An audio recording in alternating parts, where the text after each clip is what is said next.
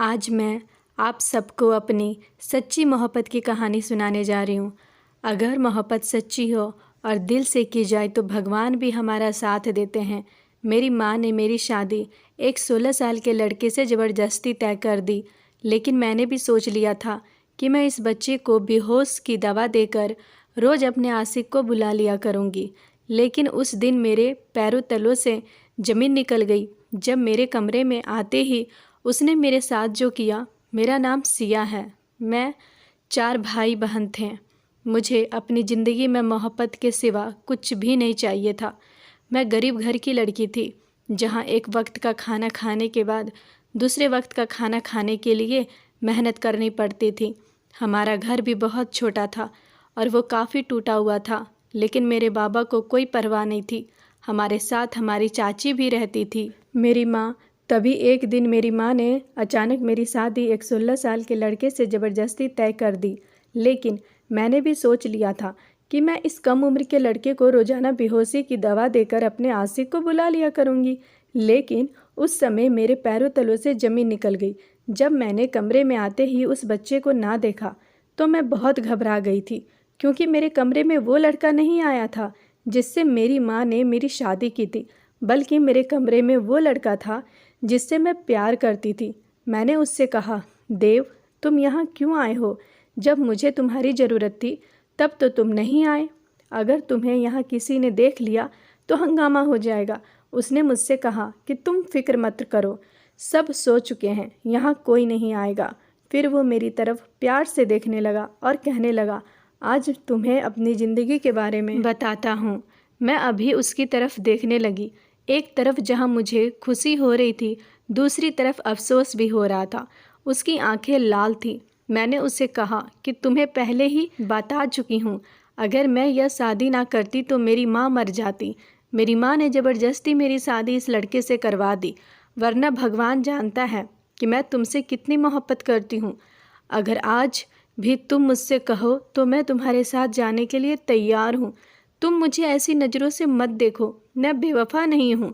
मैं अपने घर वालों के आगे मजबूर थी।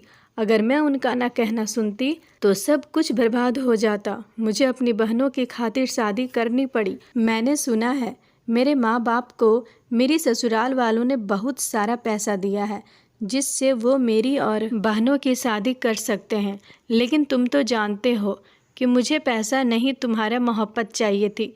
तुम मुझे इतने सालों से जानते हो। मैं ऐसी लड़की नहीं हूँ जो दौलत के लालच में आकर तुम्हें धोखा दे दूँ। मैं बहुत ज़्यादा रो रही थी, क्योंकि मैं अपने प्यार को खो चुकी थी, और अपने प्यार को खो देना कोई आसान बात नहीं होती। मैं बिल्कुल टूट चुकी थी। उसने मुझे एक ऐसा सच बताया जिसे सुनकर मुझे यकीन नहीं आया। मैं हैरत भरी नज़रों से उसे देखने लगी। उसने मुझसे कहा कि जो तुम्हें बता रहा हूँ सब सच है। मैं ही तुम्हारा पति हूँ। तुम्हारा शादी मुझसे ही हुआ है। मैं तो यह सब सुनकर चौंक कर रह गई। भला ये सब कैसे हुआ? देव जो मेरा पति था उसने मुझे बताया। यह एक लंबी कहानी है। जब मैं 6 साल का था तो मेरी माँ मुझे छोड़कर चली गई थी। मेरी माँ की और मेरे पिताजी की कभी आपस में नहीं बनी। मैंने बचपन से ही दोनों को लड़ते देखा। मैं अपनी माँ के लिए बहुत रोता था, उन्हें बहुत याद करता था, लेकिन उन्हें मेरी कोई फिक्र नहीं थी। पिताजी मुझसे कहते थे कि तुम्हारी माँ को तुम्हारी कोई फिक्र नहीं है, तुम उसके लिए रोया मत करो। अगर उससे तुम्हारी ज़रूरत होती तो यह कभी भी तुम्हें छोड़कर नहीं जाती। कुछ समय बाद ही माँ ने पिताजी से तलाक ले लिया और वह हमेशा के लिए मुझे छोड़कर चली गई। माँ ने एक बार भी मुझे अपने साथ ले जाने के बारे में नहीं कहा। उल्टा पिताजी को बोला कि तुम्हारा बेटा है, तुम ही इसे संभालो, मुझे इसकी ज़रूरत नहीं है। ये बड़ा होकर तुम्हारी तरह ही निकलेगा, जिसे औरतों की आज़ादी बर्दाश्त नहीं होगी। माँ की यह बात सुनकर मुझे बहुत ज़्यादा रोना आया था। कभी कभी माँ मुझे फ़ोन करती बात करने के लिए, लेकिन मैं उनसे बात नहीं करता था।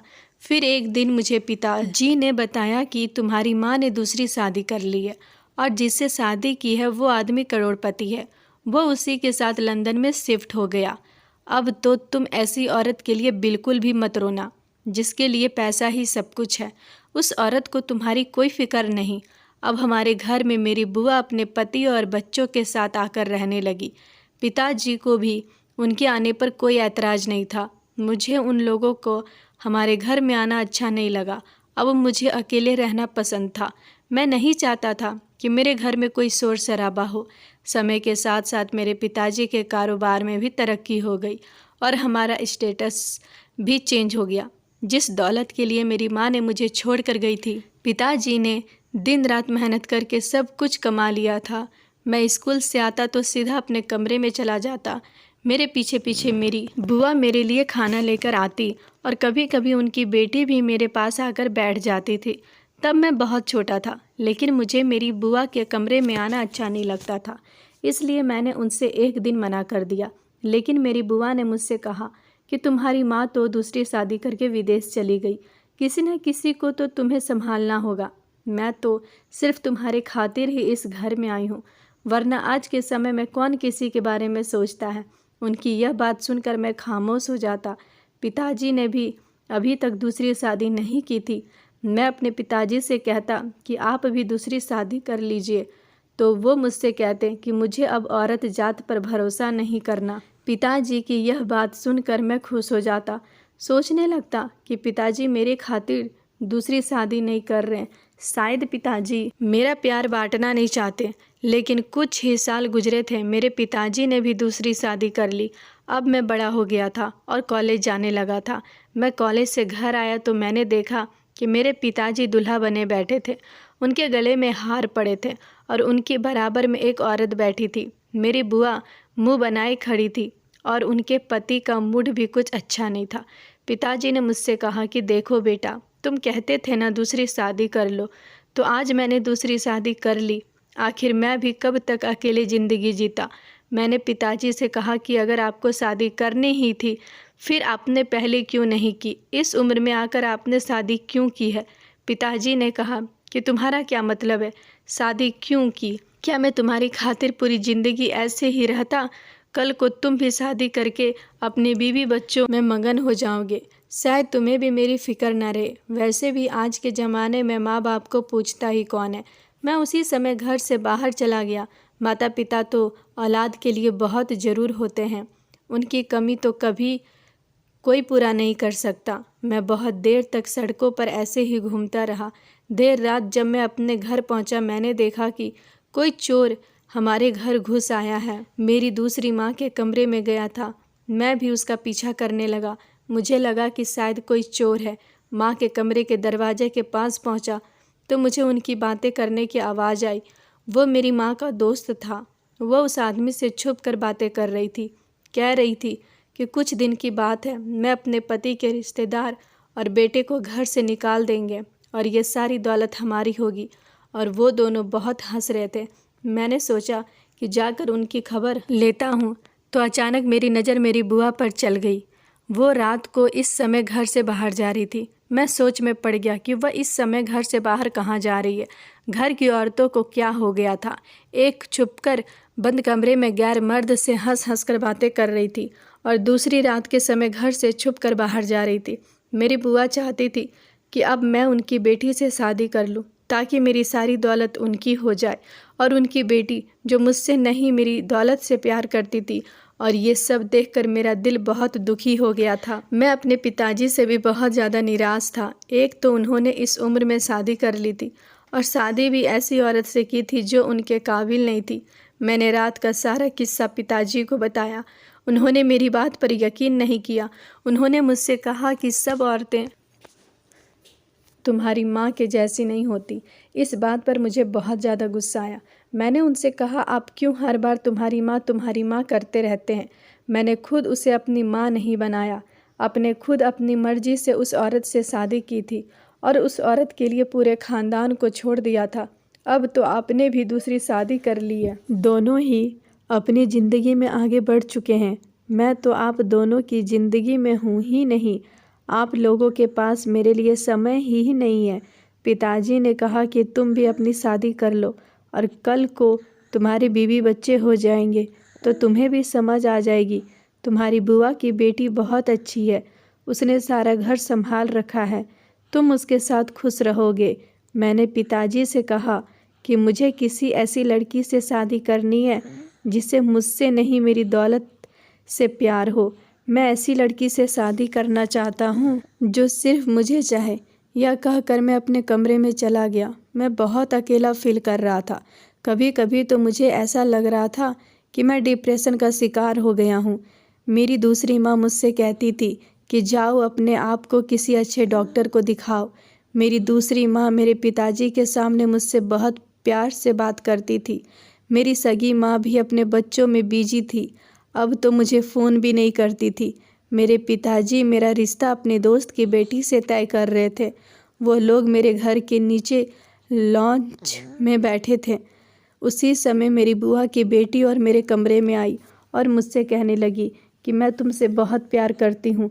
अगर मेरी तुमसे शादी नहीं हुई तो मैं मर जाऊँगी। प्लीज़ मुझसे शादी कर लो। यह सुनकर मैंने उससे कहा कि ठीक है, मैं तुमसे शादी करने के लिए तैयार हूँ, लेकिन हम यहाँ से घर बार छोड़कर चले जाएंगे। हम अलग घर में रहेंगे। कोई छोटी मोटी नौकरी कर लूँगा, क्योंकि मेरे पिताजी ने तो मुझे इस घर से निकाल देंगे। वो हैरान हो गई और मुझसे कहने लगी, मैं सोचकर बताती हूँ। मुझे उस पर हंसी आने लगी, क्योंकि अगर उसे मुझसे प्यार होता तो उसे सोचने की ज़रूरत नहीं पड़ती। उसी समय मेरी बुआ ने दरवाजे को बाहर से बंद कर दिया और शोर मचाने लगी। शोर सुनकर मेरे पिताजी तूफानी ऊपर आ गए। मैंने दरवाज़ा खोलने की कोशिश की तो दरवाज़ा बाहर से बंद था। किसी ने भी यह बात नोटिस नहीं की कि फूफा जी बाहर से दरवाज़ा तोड़ने की कोशिश करने लगे। मेरे दिमाग में तो ऐसा कुछ था ही नहीं जो हो रहा था। फूफा जी ने दरवाज़ा तोड़ दिया और वो अंदर आए तो उन्होंने अपनी बेटी के मुंह पर एक थप्पड़ मारा और बुआ से कहा कि दिशा को क्यों मार रहे हो? इस लड़के से पूछो जिसने मेरी बेटी को बहलाकर अपने कमरे में बुलाया था। जब इसको मेरी बेटी से शादी ही नहीं करनी थी तो क्यों उसने उसे अपनी मीठी मीठी बातों में फंसा कर रखा था। पिताजी के दोस्त जो घर पर आए हुए थे वो पिताजी को बुरा भला कहने लगे और हमारे घर से चले गए। पिताजी ने मुझे ज़ोर से थप्पड़ मारा। मैंने पिताजी को कहा कि यह सब झूठ है। मैंने अपनी बुआ की बेटी से कहा कि तुम तो सब कुछ जानती हो ना, पिताजी को बताओ कि सच क्या है।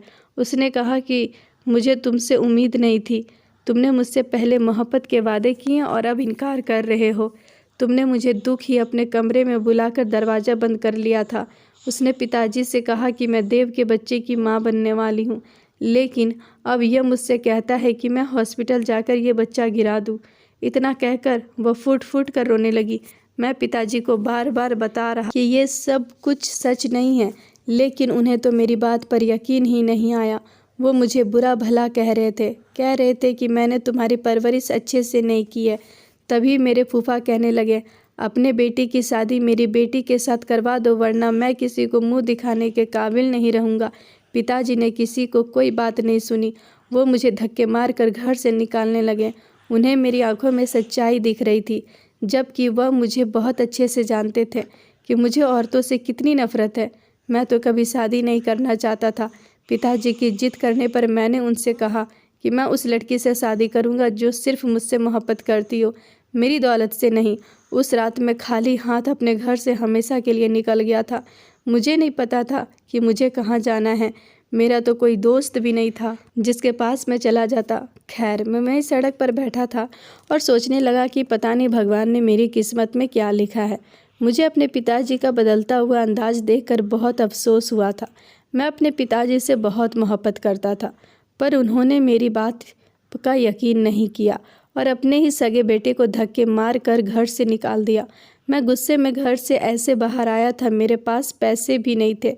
मैं वहीं सड़क के किनारे एक बेंच पर लेटे लेटे सो गया था। सुबह ट्रैफिक की आवाज़ से मेरी आंख खुली। एक बच्ची अपनी माँ के साथ स्कूल जा रही थी। मैं सोचने लगा कि मेरी माँ भी ऐसे ही मुझे स्कूल छोड़ने जाती होगी, लेकिन मेरी माँ तो मुझे बहुत छोटी उम्र में ही छोड़कर चली गई थी। मुझे बचपन से ही अपनी माँ का प्यार नहीं मिला था। काश मेरी माँ भी मुझे ऐसे ही स्कूल छोड़ने जाती और मेरे पीछे पीछे भागती। ये सब सोचकर मेरी आंखें नम होने लगी थी। अचानक मैंने इधर उधर देखा तो मैं अपने घर से बहुत दूर निकल आया था। मैंने अपने साथ कुछ भी लेकर नहीं आया था। मेरा मोबाइल भी घर पर ही रह गया था। मैंने अपने गले में एक चैन पहने हुए था, उसको बेचकर मैं एक होटल में खाना खाने चला गया।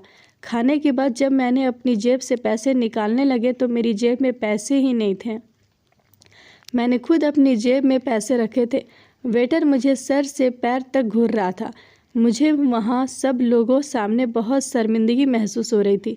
तभी शोर सुनकर एक लड़की आई और उसने मेरे पैसे दे दिए।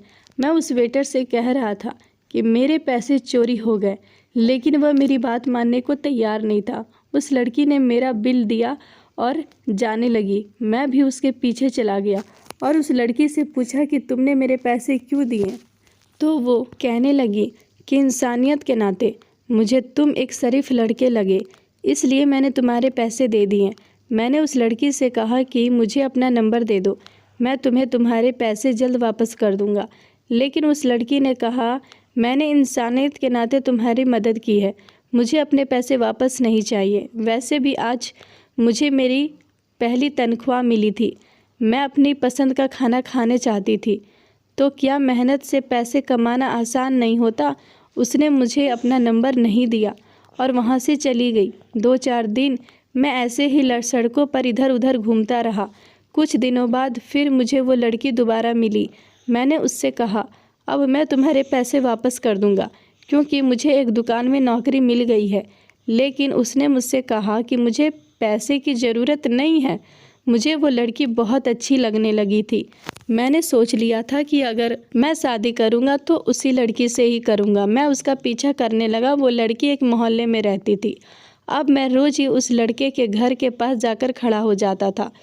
उसके घर से लड़ाई की आवाज़ आती रहती थी। मुझे अपनी माँ के बाद जिस लड़की से मोहब्बत हुई थी वो ये लड़की थी। कुछ दिन बाद पिताजी ने मुझे ढूंढ लिया और घर वापस ले गए। मुझे पिताजी से कह दिया कि मैं सिया से शादी करना चाहता हूँ। मेरे पिताजी ने कहा कि तुम्हारे साथ जो कुछ भी हुआ है मैं सब कुछ जान चुका हूँ। मैंने तुम्हारे ऊपर हाथ उठाया और तुम्हें गलत समझा। मुझे ऐसे नहीं करना चाहिए था। तुम्हारी बुआ फूफा इतना गिर सकते थे, मैं कभी सोच भी नहीं सकता था। उन्होंने ये सब कुछ जानबूझकर किया और मैं अपने किए पर बहुत शर्मिंदा हूँ। एक बार फिर मुझे एक औरत ने धोखा दिया। जिस औरत से मैंने दूसरी शादी की वो मुझे दौलत के लिए छोड़कर चली गई। अगर वक्त रहते मुझे उस औरत की सच्चाई पता न चलती तो शायद आज हम सड़क पर होते, तो मेरा सब कुछ लूट कर ले गई होती। तुम्हारी बुआ को भी मैंने घर से निकाल दिया है। अब मैंने फैसला कर लिया है कि हम बाप बेटे की ज़िंदगी में कोई औरत नहीं आएगी। मैंने पिताजी से कहा कि मैं सिया से बहुत मोहब्बत करता हूँ, वो बहुत अच्छी लड़की है, आप एक बार उससे मिल तो लीजिए पिताजी। पिताजी ने कहा कि हो सकता है कि वह भी दौलत के लालच में तुमसे शादी करना चाहती हो और शादी के बाद तुम्हारी सारी दौलत लेकर अपने आशिक के साथ भाग जाए, फिर तुम क्या करोगे? मैंने पिताजी से कहा कि मैं पहले उस लड़की को आजमा लूँगा, फिर उससे शादी करूँगा। मैं वापस उस मोहल्ले में चला गया और सिया से कहा कि मैं तुमसे प्यार करता हूँ। बहुत समय लगा उसको मनाने में, फिर वो भी मुझसे प्यार करने लगी। सिया ने मुझसे कहा कि मैं तुमसे प्यार और इज्जत के अलावा और कुछ भी नहीं चाहिए। फिर भी मैं इतनी अच्छी उस पर भरोसा नहीं कर सकता था। मैंने उससे कहा कि मैं गरीब घर का लड़का हूँ, मेरे माँ बाप बहुत बीमार रहते हैं, मैं थोड़ा बहुत जितना कमाता हूँ उनकी दवाई में लग जाता है, मैं तुम्हें कभी बहुत सारा पैसा नहीं दे सकता। लेकिन उसने मुझसे कहा कि हम दोनों मिलकर नौकरी करेंगे और अपना घर चला लेंगे, तुम फिक्र मत करो, जो भी होगा हम मिल बांट कर खा लेंगे। मुझे बस तुमसे इज्जत और प्यार चाहिए, बदले में मैं तुम्हें प्यार और तुम्हारा साथ दूंगी। इस बात ने मेरा दिल जीत लिया था। वो बहुत अच्छी लड़की थी। एक दिन मैंने उससे कहा कि मेरी माँ बहुत बीमार है और मुझे उसके इलाज के लिए पैसों की ज़रूरत है, तो उसने अपने जुड़े हुए पैसे निकाल कर मुझको दे दिए और एक बार भी नहीं सोचा कि मेरे लिए कुछ भी करने को तैयार थी। एक दिन उसने मुझसे कहा कि मेरी माँ मेरी ज़बरदस्ती शादी कराना चाहती है और मैं तुम्हें धोखा नहीं देना चाहती। मैं उसके कहने पर उसके घर के रिश्ता लेकर चला गया। उसकी माँ ने रिश्ता से इनकार कर दिया, कहने लगी मैं अपनी बेटी का रिश्ता तुम जैसे गरीब लड़के से कभी नहीं करूँगी। मैं उसके घर से वापस आ गया। मुझे इस बात का कोई अफसोस नहीं था क्योंकि मैं तो अमीर ख़ानदान का इकलौता लड़का था। सिया मेरे पास आई और रोने लगी और कहने लगी, मैं तुम्हारे सिवा किसी और से शादी नहीं करूँगी, हम भागकर शादी कर लेते हैं। जब मैंने यह सब कुछ अपने पिताजी को बताया तो पिताजी ने कहा कि तुम फिक्र मत करो, अब उस लड़की का हाथ मैं मांगूंगा। पिताजी तुम्हारे घर चले गए और तुम्हारी माँ से वो तुम्हारे घर के हालात बदल देंगे और उनके बेटे को नौकरी देंगे, उनकी बेटी की शादी करवाएंगे, उनके घर की सारी जिम्मेदारी उठा लेंगे। लेकिन उनकी एक शर्त है, मेरे बेटे की दिमागी हालात ठीक नहीं है, वो 16 साल का है, मुझे उसकी शादी आपकी बेटी से करनी है। यह बात सुनकर मेरी माँ मान गई। मुझे बहुत अफसोस हुआ जब पिताजी ने मुझे घर आकर बताया कि उस लड़की की माँ ने दौलत के लालच में शादी के लिए एक हाँ कर दी है। मेरे प्यार से किसी का पेट नहीं भरता। उस दिन मैं दूसरी बार रोया था, पहले अपनी माँ के लिए और दूसरी बार मैं जिस लड़की से मोहब्बत करता था उसके लिए। कुछ दिनों बाद तुम मुझसे मिलने आई। मैं अपने घर के बाहर खड़ा था, लेकिन तुम नहीं जानती थी कि यह मेरा घर है, क्योंकि मैंने तुम्हें बताया था कि मैं इस घर से नौकरी करता हूँ। तुमने मुझसे कहा कि हम भागकर शादी कर लेते हैं। मेरी माँ दौलत के लालच में मेरी एक 16 साल के लड़के से शादी कर रही है। मुझे दौलत नहीं चाहिए और ना ही बड़ा घर चाहिए, मुझे तो सिर्फ तुम्हारी मोहब्बत चाहिए। क्या तुम मेरा साथ दोगे? तुम्हारी बात सुनकर मुझे बहुत खुशी हुई थी। पिताजी ने भी हमारी बात सुन ली थी, पर मैं उस दिन आ नहीं सका और तुम्हारी मजबूरी मैं उस लड़के से शादी कर ली। तुम मुझे फ़ोन करती रही, मैसेज करती रही, पर मैं तुम्हें सरप्राइज़ देना चाहता था। तुमसे मुझे पहली बार प्यार हुआ था और तुम्हारी शादी मुझसे ही हुई है। यहाँ मेरे घर में तुम्हें सब कुछ मिलेगा, कभी भी तुम्हें किसी चीज़ की कोई परेशानी नहीं होगी। तुम कभी मेरे साथ बेवफाई मत करना, मुझे छोड़कर मत जाना। मेरा पति मेरा हाथ पकड़कर ये सब बातें कर रहा था, उसके आंखों में आंसू थे और मैं अपनी किस्मत पर हैरान थी, जैसे मैं कोई सपना देख रही हूँ। मैं बहुत ज़्यादा खुश थी। मैं भगवान का शुक्रिया अदा कर रही थी जिसने मुझे इतना कुछ दिया था। मैंने अपने प्यार को पा लिया था। मेरी बहनों की शादी अच्छी जगह पर हो गई थी, मेरे भाई की नौकरी लग गई थी। मेरी माँ भी बहुत खुश थी। मेरी शादी को अब 5 साल हो चुके थे और हमारे 2 बच्चे थे। मैं अपने परिवार के साथ एक खुशहाल ज़िंदगी गुजार रही थी। मैं बस यही कहना चाहती हूँ कि दौलत ही सब कुछ नहीं होती है। ज़िंदगी जीने के लिए प्यार की ज़रूरत होती है और एक अच्छे इंसान का साथी का मिल जाना बहुत ही बड़ी बात होती है। जो अच्छे लोग सच्ची मोहब्बत छोड़कर दौलत के पीछे भागते हैं, उन्हें दौलत तो मिल जाती है, लेकिन कोई मोहब्बत करने वाला नहीं मिलता। दौलत को छोड़कर मोहब्बत की कदर करना सीखो दोस्तों। उम्मीद करती हूँ यह कहानी आपको पसंद आई होगी और कहानी अच्छी लगी हो तो चैनल को सब्सक्राइब और वीडियो को लाइक ज़रूर करें। धन्यवाद दोस्तों, कल मिलते एक नई कहानी के साथ। तब तक अपना ख्याल रखिएगा।